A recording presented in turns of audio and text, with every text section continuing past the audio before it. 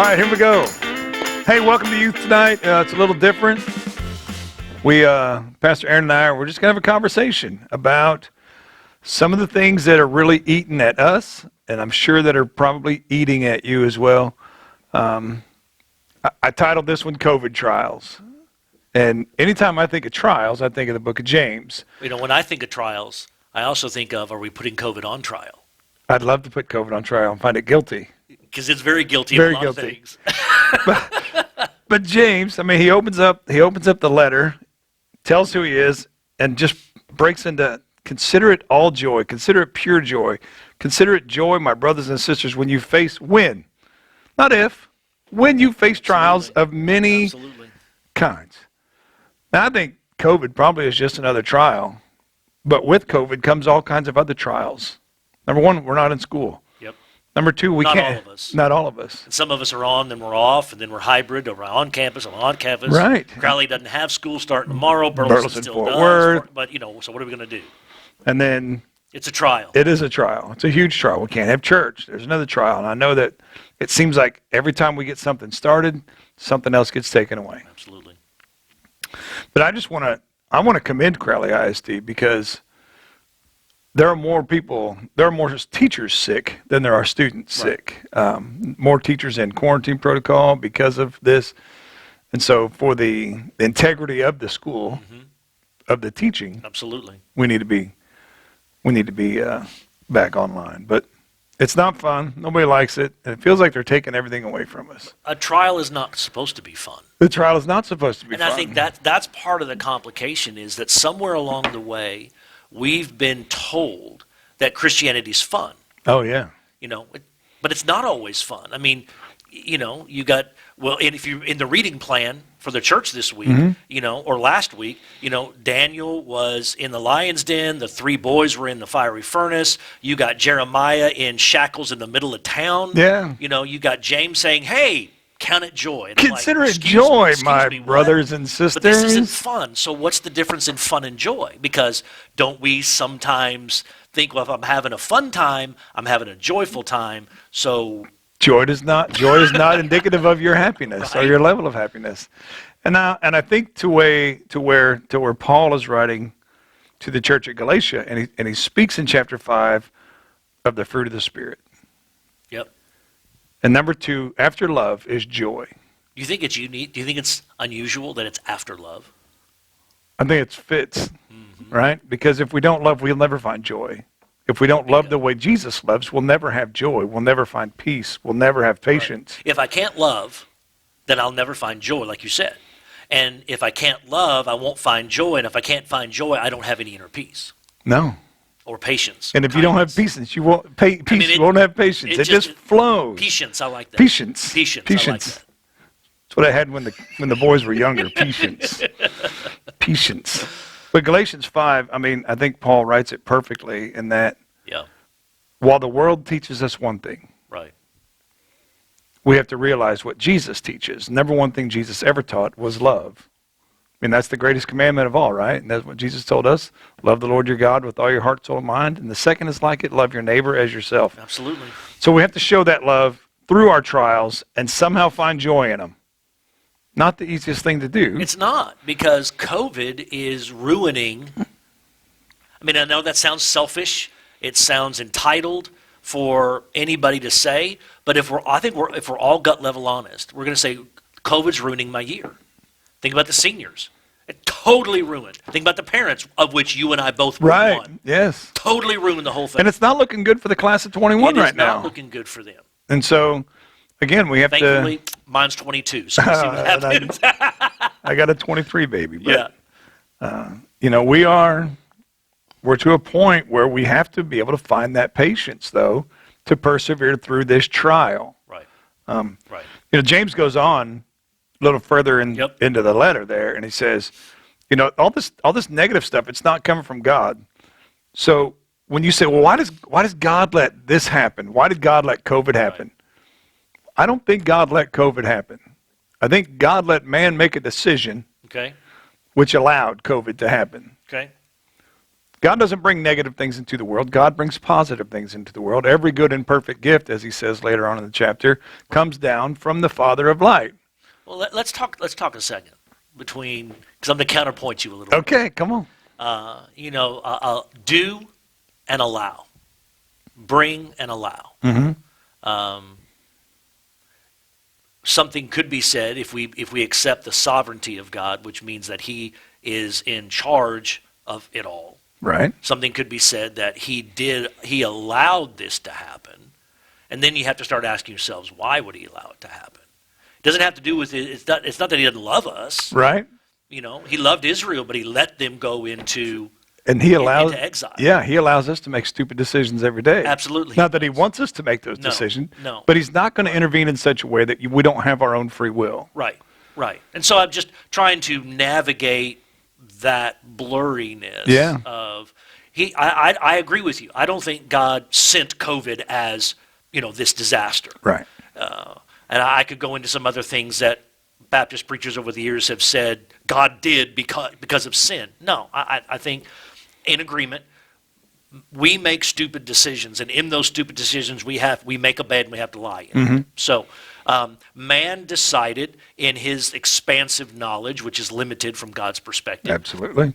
Man decided, I want to see if I can create this. Well, yeah, we did. We did. And then it's got released. I'm not going to talk about intent, and I'm not going to talk about countries.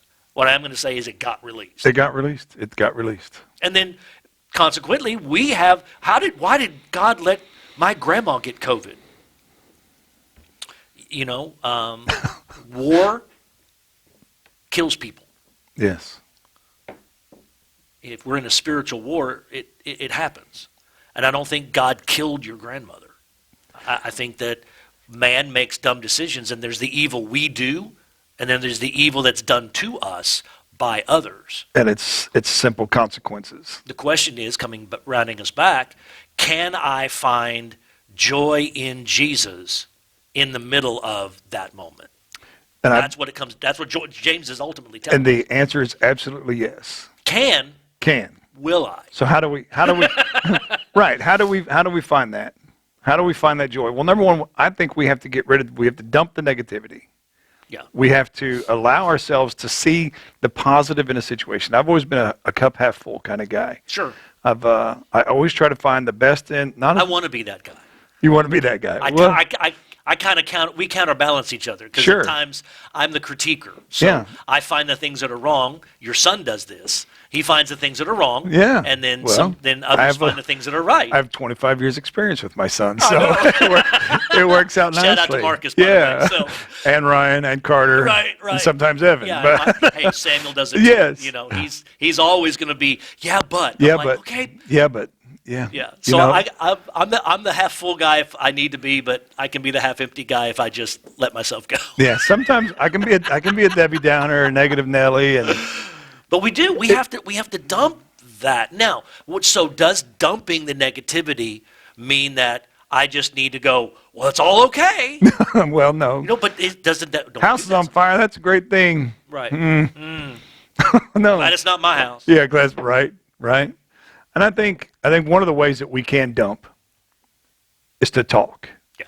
We've gotten to a point where it's easy to text, but I can't hear emotion in text. Right. It's easy to send a 1-minute TikTok and everything's but all fat, caps dumb, and does happy. mean they're yelling at me, Sure, right? sure. It still means they're yelling. There could be an excited yell though. Right. Could be an excited yell. Right. But I think you and I talk every Monday. Every Monday. We talk every day, but specifically on Monday. Mondays, 2 hours at minimum, 2 hours every Monday. Yep. And it's a time that we can just get a lot of that negative out of us, so that we can take the week on with positivity. Right. Kind of like today. When we talked last night, neither of us really wanted to cancel tonight. No, don't want to. But for the good of everyone, right, it's the right thing to do. It is, and that is, and we'll just let you know, this did not come lightly. A decision made quickly doesn't mean a decision made lightly.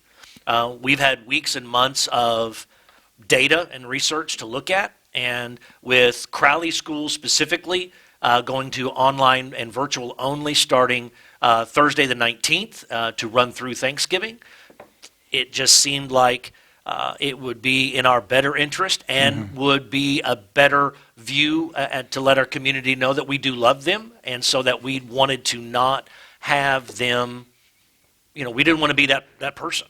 Right. And so it was easier for us to say, let's do something different than to continue to have a time together when it may not be the safest thing to do. Right. And so this is the best option we have. And so we get to talk this out. And like I said, we talk weekly. But one thing I know that we both do when we find ourselves in struggles is we pray.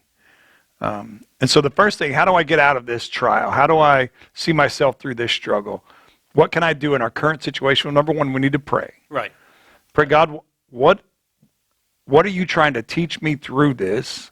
What do I need to open up my eyes to? Right. How can I hear you? Right. And follow up with Bible reading. God, show me in your word Absolutely. that this is all going to be okay. And I tell people all the time and that don't go and have prayer and isolate and then, okay, now I'm done with that, and now I'm going to read my Bible.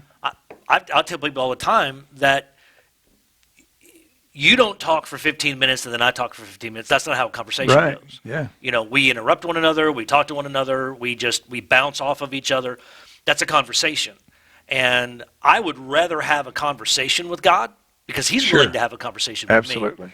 And so my prayers, if you look at it this way, my prayers are what it's my version of talking to God and his words, his way he speaks to me. So if I want to have a conversation with God, then I need to have the Bible open while I'm praying. In fact, maybe as you're reading, if something pops in your head, you need to stop right there because God may be saying something right in that word, and you go, hang on, are you trying to tell me something? Right. What's my answer to this? Right. And what's my response? Right. How, what did I just learn about God? What did I just learn about myself? Right. Sometimes more importantly, what did I learn about myself? So, and then, okay, God, based upon what I just learned about you and what I learned about myself, I learned that you are in charge. I learned that, I'm not, and I also learned that I don't like a lot of these things going on, so I have to realize if God's in charge, I have to trust. Okay, now that's tough because, I've trusted other people before and they let me down. I've trusted people and they've just always, it's always been a negative thing. So now the challenge is, am I up for one more try? And I think with God every time is... Well, but that's our choice. Yeah. Am I up? Am I willing to go one more time? We had a saying in the Navy when I was in quality assurance: trust but verify. Yep. Actually, in QA we said, in God we trust, and everyone else we audit. Right. So, but trust but verify. I can trust what you've told me at face value, but you better believe I'm going to go back after a sermon on Sunday morning. Yeah, absolutely. You can get up there and you can talk for 30 minutes and you can tell me everything, but I'm going to go back and verify what you told me. I would hope that you do. I don't give you the scripture for no reason. Right. Go and read get it. Check me. And if you find something wrong, let us know. Well, hey. Or if you have questions about what was said. Absolutely. Some of the greatest joys I get is when I get a text message at 9:30 at night saying, Keith, I don't understand this passage.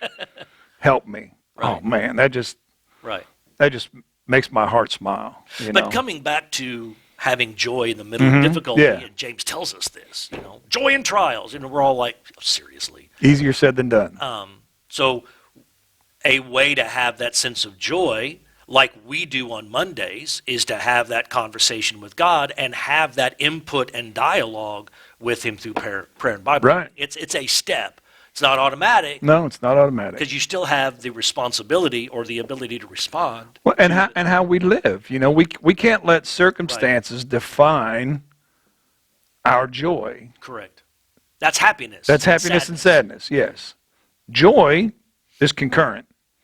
Joy is never ending. Right. It may be the worst day that we've ever had, but I'm going to find joy in Jesus. Right. And you have to look for it, too. You have to look for it. And we cannot let our circumstances define us. I say all the time, don't let the circumstance define you. Let how you respond to the circumstance define you. Another way to look at that would be for every critique you have about the day, find a blessing. Yes. We teach this in management and leadership. If I'm going to evaluate you, and it's really easy sometimes to find critiques in people. Hey, you did this, and this wrong. And all it does is beat them up. I want to take a bat to them. Sure. But if I'm going to say, hey, you did this wrong, but you did this right, we balance that. Right. What are your strengths? Right. But just as importantly, what are your weaknesses? Right. So you look at the day this way. And what do you need to work towards? Right. I'm really good at this. I really struggle on this. I really want to work to make this better. Right. Right. And that's forever. Absolutely. That's not it for children or for youth, that's for every person walking the planet. So you leave school, you leave work, and it's been a bad day. It's been a bad day. And you can write 42 reasons why this day stinks. Find 42 things that can also be something that you can thank God for. Yeah. I hate this, but at least I have this. Right. Think of it today in COVID. I hate that this is going to be my last day on campus, if this is my last day on campus before Thanksgiving. I love the fact that my school district cares about me enough that they want to keep me safe. That's right. I hate that I'm not going to be able to see my friends, but I love the fact that I have the ability to FaceTime with them or to text with them or to share in other ways with them. I hate that we can't be together physically, but I love that we can still be together. And that even goes through to Thanksgiving. Yeah. Oh. People that are used to setting a table and having everybody at the table, not going to happen. Right. Probably won't happen. Some will, but probably shouldn't happen.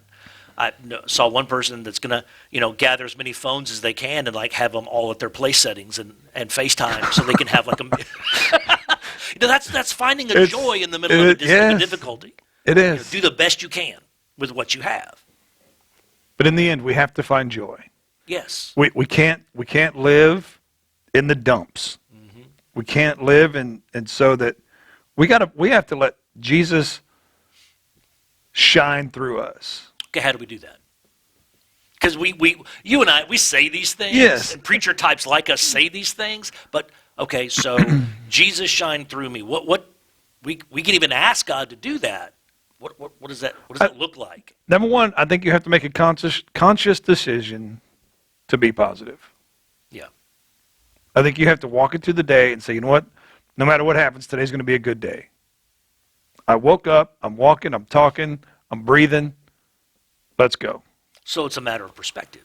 In my opinion, yes. Absolutely. Yeah. Absolutely. Well, how are you going to take on the day? Are you going to let, your coffee didn't come out right this morning, so you're going to have a bad day? No, make a fresh cup of coffee. It's okay. Right. Start fresh, start new. This person irritated me. Okay, in 50 minutes, you're not going to be with that person anymore. Or 42. Or 40, whatever, however long the class period is. You know what? I don't like what this person said about me. Well, was it true? No. Okay, disregard. It's not important. Absolutely. I think another way that you can let Jesus shine through you, I have a bad habit, my family would tell you this, I have a bad habit of drinking 2/3 of a cup of coffee, and then I run out the door and I leave a third of it behind, and sometimes it's still sitting there the next morning. Well, I have two choices. I can either just add coffee onto that day-old coffee, or I can dump the coffee that was old and I can put fresh in. Start fresh every day. So whether it's after first hour or 8th hour or it's after Monday or whatever it is, every morning, the Bible says that his mercies are new every morning. Yes. And so you have the option. You have the choice. We have the choice. Yes. I can either add the new to the old and it's nasty, because what if a mold ring came up? That's nasty. Okay. Or I can dump it, wash the cup, and I can put fresh coffee in and have a fresh cup. Jesus used a parable about this. Yes, he did. And he said that, and he talked about wine and wineskins, which is so non-Baptist, but talked about wine and wineskins, that you don't take an old wineskin and put fresh wine in it because it'll wreck it. Just ruins it. And you don't put old wine in a new wineskin because that's not appropriate either. You've got to put new wine in new wineskins. And so if you want a new day, put it in a new cup. So how do I clean this cup? Well, I have to dump yesterday Right. and put it in yesterday's box and ask God to empty me so he can fill me with what I need for this day. That's a choice. But Aaron, the problem that I had yesterday, I still have today. You do. But if I come at it today and say, okay, God, dump yesterday and give me fresh today, what I'm saying is I want fresh eyes to look at yesterday's problem today. I Yes. want a fresh thought life. Yes. That the grumping I had about that person yesterday is I'm going to come at it new today because I've dumped yesterday, and that's another choice. That, the problem will stem. COVID's still here. That person who, got with your girlfriend, still there today. Yeah. That teacher that, gave you the grades, you still have them today. But if I dump the old and I ask for new, then I have new eyes, a new heart, a new thought life, and a new mouth in which to deal with yesterday's problem that returns today. And imagine And I can find joy in that. if that teacher, whom we have issues with, sees that we have a perspective that is positive, They tend to change too. they tend to change too. Because they're expecting yesterday's Mm-hmm. person to show up today because that's how it usually is. Negativity is like a fire. The more negativity, the more logs we throw on the fire, the bigger it gets. The more negativity we throw into a situation, the worse it gets. The more positivity we throw into a situation, the better it's going to get. So what I'm hearing you say then is not only should we have joy, we need to find joy. Find it, yes. And which is a discovery process that we have to choose to do. Mm-hmm. But then we need to keep the joy. Keep the joy. We need to keep it, which means that we have to look at this day, which got bad news, or tomorrow that's got bad news, and we have to realize, okay, if I am going to get the joy, find the joy, keep the joy, then I need to remember, you know what? This isn't the end of the world. This isn't it. This isn't the end. This is not the end of the world. And so the drama can go out in the dump. And even if it is the end of the world, we have Jesus to look forward to. Quickly coming. We have Jesus to look Yeah. forward to. Yeah, And absolutely. Which again brings us back to the discovery of our joy. So, COVID stinks. We don't like it. Right? Yes. We don't like the situation that it's put us in. We don't like not being able to do the things that we've always done before. But we have to find a way to find that joy and keep that joy and to move forward joyfully. We're coming into the most joyous season of the year in Christmas. Absolutely. Right? Joy to the world, the Lord has come. Yep. That's true today Yeah. as much as it is on Christmas Day. Joy to the world, the Lord did come for each of us. I know this is unique. Pastor Aaron, thanks for being here with us tonight. And my prayer for you is that you be infused with strength and purity, filled with confidence in the presence of God our Father when our Master Jesus arrives with all of his followers. Be safe. Love you guys.